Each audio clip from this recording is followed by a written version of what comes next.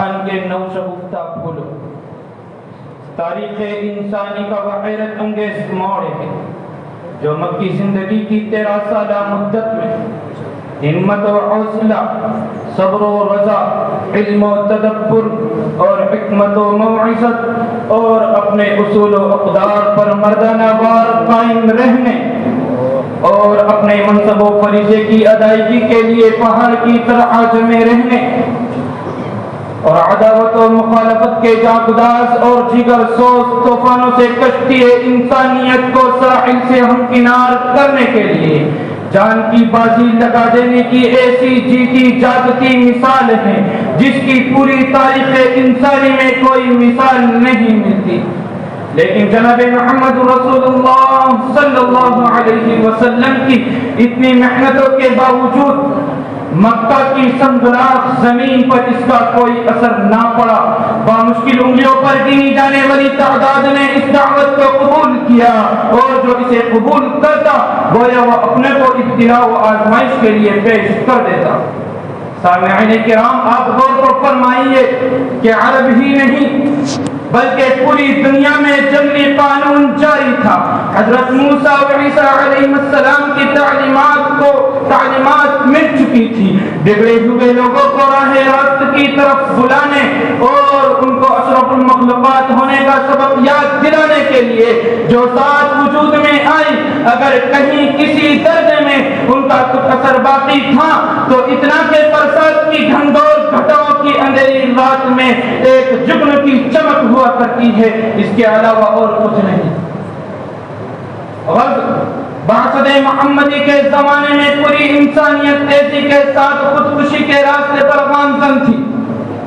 انسان نہ صرف یہ کہ اپنے خالق و مالک کو بھول چکا تھا اور خود اپنے آپ کو اور اپنے مستقبل اور انجام کو بھی فراموش کر چکا تھا۔ اس کے اندر بھلائی اور برائی اور رشت و خوب میں تمیز کرنے کی بھی صلاحیت باقی نہیں تھی۔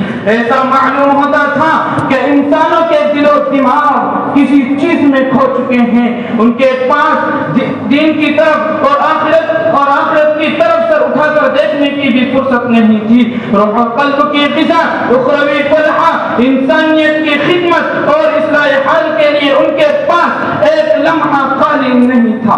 اس گھٹاٹوپ اندھیرے میں جہاں ایک ہاتھ کو دوسرا ہاتھ نہیں سجائی دے رہا تھا اور لوگوں کے ذہن ایک خدا کو چھوڑ سینکڑوں خداؤں کی عبادت کرتے کرتے شب اور مفلوج ہو چکے تھے۔ ظلم و جور، بے حیائی اور فحشکاری نے تمام انسانی شعور کو روند ڈالا تھا۔ شیطانیت کے اس شور و ہنگامے میں جہاں کان پڑی آواز سنائی نہ دیتی ہو، اصلاح حال کی آواز لگانا اور بھٹکے ہوئے لوگوں کو راہ راست کی طرف بلانے کی ہمت و جرأت کرنا بڑے بہادر لوگوں کا کام تھا۔ سینکڑوں خداؤں کی عبادت کرنے والوں کے بیچ توحید کی آواز لگانا ایک بیگانہ آواز تھی جو مسافرانہ بے کسی کے عالم میں محمد بن عبداللہ صلی اللہ علیہ وسلم کی زبان مبارک سے بلند ہوئی۔ پورب پچھم، دائیں بائیں، ہر طرف کی صدائے حق کو اجنبی اور نامعلوم سمجھا گیا۔ جس وقت آواز دینے والی ذات نے حسرت بھری نگاہوں سے چاروں طرف دیکھا تو اس کو ہر طرف مسافرانہ منظر ہی نظر آیا۔ دوستو، دنیا کا کون انسان نہیں جانتا، دوستو دشمن سب کو معلوم ہے کہ ہجرت سے پہلے مکہ کے مکمل 13 سال کس طرح گزرے ہیں۔ تاریخ کے مسافر پر کیا کچھ نہیں گزری۔ شعب ابی طالب میں محصور کر دیے جانے والے مرد، عورتیں اور بچوں پر کیا کیا گزری ہے۔ اس طرح سے مکہ میں مکمل 13 سال گزر جاتے ہیں۔ اسلام اور داعی اسلام حسرت و بے کسی ہی کے عالم میں زندگی بسر کرتے ہیں۔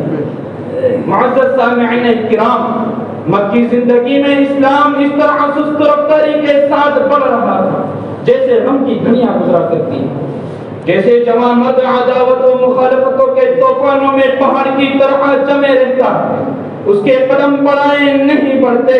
13 سال کی مدت میں بھی جیسے تاریخ میں ٹھہراؤ پیدا ہو گیا ہو، کوئی بڑی تبدیلی ہوتی ہی نہیں تھی، جیسے تاریخ کا دامن سمٹا کر رہ گیا ہو۔ لیکن جب میرے اور آپ کے آقا جناب محمد رسول اللہ صلی اللہ علیہ کرتے ہیں اور مدینہ منورہ پہنچتے ہیں تو دنیا میں ہلچل پیدا ہو جاتی ہے۔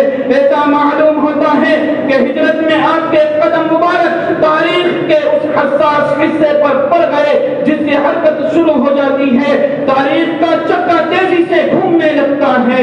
ہجرت میں آپ کے قدم زمین پر نشان چھوڑ رہے تھے لیکن اس کے اثرات تاریخ پر اثر ڈال رہے تھے۔ ہجرت میں آپ کی مسافت مکہ اور مدینے کے درمیان تھی لیکن اس کے اثرات مشرق و مغرب پر پڑ رہے تھے۔ پھر رفتہ رفتہ اجنبیت دور ہوئی، بیگانگی کافور ہوئی، آواز کی کشش اور نوائے حق کی بانسری میں نوائے حق کی بانسری نے لوگوں کے دلوں میں اثر کیا، یہاں تک کہ وہ مقام آیا کہ ایک دن پورے عرب میں اسلام پھیل گیا اور اسلام کا مسافر مدینہ منورہ پہنچ کر اپنے دوستوں اور عزیزوں میں ٹھہر گیا۔ پھر صحابہ کرام قافلہ بنا کر عرب کے ریگستانوں سے نکلے اور عراق کی نہروں اور شام کے گلستانوں میں پہنچے، پھر وہاں سے نکلے تو مصر کی وادیوں میں آ کر ٹھہرے، پھر وہاں سے آگے بڑھے تو خراسان و ترکستان ہو کر ہندوستان کے پہاڑوں اور ساحلوں پر ان کا جلوہ نظر آیا، پھر وہاں سے آگے بڑھے تو افریقہ کے صحراؤں کو طے کر کے ان کا نور بحر ظلمات کے کنارے چمکا۔ لیکن اس پورے عرصے میں اسلام کی تابناک شعاعوں کے پھیل جانے کے باوجود اسلام کے خلاف اور سازشوں میں کوئی کمی نہیں آئی، اور کوئی کمی آتی بھی کیسے؟ اسلام اور مسلمانوں کا ازلی دشمن شیطان نے ہر زمانے میں اپنے چہرے کو کھڑا کیا، وہ میدان میں آتے اور اسلام کو نیست و نابود اور اس کو صفحہ ہستی سے مٹانے کی کوشش کرتے۔ میرے عزیزوں، کئی مرحلے تو ایسے آئے ہیں کہ ایسا معلوم ہوتا کہ اسلام ابھر نہیں سکے گا، اور پھر کئی مرحلے ایسے بھی آئے ہیں کہ اسلام سے برسر پیکار قوموں نے خود کو اسلام کے حوالے کر دیا۔ ہے عیاری و رشتہ داری کے افسانے سے پاسبا مل گئے کعبے کو صنم خانے سے۔ اس وقت اسلام اور مسلمانوں کے خلاف عالمی پیمانے پر جو سازشیں کی جا رہی ہیں ان سے ایسا محسوس کیا جانے لگا ہے کہ اسلام کی بقا کے راستے اب بند ہو جائیں گے اور مسلمان بھی مایوسی کا شکار ہونے لگے ہیں۔ ان حالات میں ہجرت نبی صلی اللہ علیہ وسلم مسلمانوں کو یہ پیغام دیتی ہے کہ جب اسلام کو اس وقت نہ مٹایا جا سکا جب داعی تنہا تھا اور اس نے اپنا علم و تدبر سے اسلام کو اس مقام تک پہنچایا کہ آسمانی اعلان ہو گیا، اذا جاء نصر اللہ والفتح ورأيت الناس يدخلون في دين الله افواجا فسبح بحمد ربك واستغفر انه كان توابا۔ اس لیے اہل ایمان کو حالات کی ناسازگی اور اعداء اسلام کی ریشہ دوانیوں سے گھبرانا اور مایوس نہیں ہونا چاہیے، بلکہ اپنے فریضہ دعوت کو انجام دینے میں پوری ہمت اور حوصلے کے ساتھ لگے رہنا چاہیے۔ سمندر کے جھانک اڑتے رہتے ہیں اور خشک ہوتے رہتے ہیں، لیکن پانی زمین میں جذب ہوتا ہے اور فائدہ پہنچاتا ہے۔ فتنے اڑتے رہیں گے، کشتی اسلام فتنوں کے بھور سے نکل رہی ہے اور انشاءاللہ تعالی نکلتی رہے گی۔ جہاں میں اہل ایمان صورت خورشید رہتے ہیں، جہاں میں اہل ایمان صورت خورشید رہتے ہیں، ادھر ڈوبے ادھر نکلے، ادھر ڈوبے ادھر نکلے۔ وآخر دعوانا الحمدللہ رب العالمین۔